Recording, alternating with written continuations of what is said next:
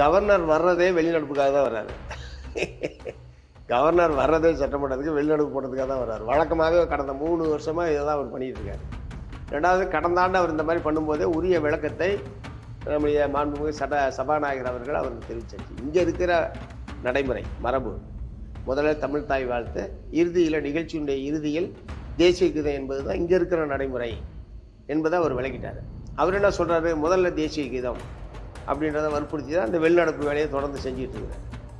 அப்போ இங்கே ஒரு மரபு இருக்குன்னா அதுக்கு தன்னை உட்படுத்தி கொள்ள வேண்டுமே தவிர அதை அடியோடு மாற்றுவதற்கு அவர் முயற்சிக்கிறது என்பது அவர் செய்கிற தவறு.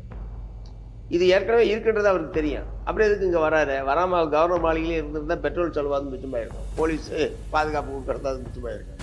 அப்போ இங்கே ஒரு மரபு இருக்குன்னா அதுக்கு தன்னை உட்படுத்தி கொள்ள வேண்டுமே தவிர அதை அடியோடு மாற்றுவதற்கு அவர் முயற்சிக்கிறது என்பது அவர் செய்கிற தவறு. அதான் அவர் சொல்கிறத ஏற்றுக்கல. அதாவது தமிழ்நாடு சட்டப்பேரவையினுடைய மரபு பழக்க வழக்கம்னு ஒன்று இருக்குது. அதை தான் நாங்கள் நடைமுறைப்படுத்தணும்னு தமிழ்நாடு அரசின் சார்பில் தெளிவாக சொல்லியாச்சு. நீங்கள் ஏன் பிடிவாதமாக அதுதான் செய்யணும்னு நீங்கள் எப்படி வற்புறுத்த முடியும்? கவர்னர் எப்படி வற்புறுத்த முடியும்? கவர்னருக்கு அந்த மாதிரியான அத்தாரிட்டி இருக்காருன்னா அவருக்கு என்ன வேலை சொல்லியிருக்கோ அரசியல் சாசனம் அதுதான் அவர் செய்யணும். அவராக அத்துமீறி நிறைய வேலையை செஞ்சிட்ருக்காரு. கவர்னர்ன்ற போர்வையில் ஒரு போட்டி அரசாங்கத்தையும் இங்கே வந்து நடத்திட்டு இருக்காரு. மத்திய அரசாங்கத்தினுடைய ஏஜெண்டாக அவர் வந்து இங்கே செயல்பட்டுக்கிட்டு இருக்காரு. அரசியல் சாசனத்தை மீறி அப்படிலாம் செய்கிறதுக்கு அவருக்கு எந்த ரைட்டுமே கிடையாது. ஆனால் யாருக்கும் அடங்காத புள்ள மாதிரி அலைஞ்சிட்டு இருக்காரு. அவர் என்ன பண்ணுறது?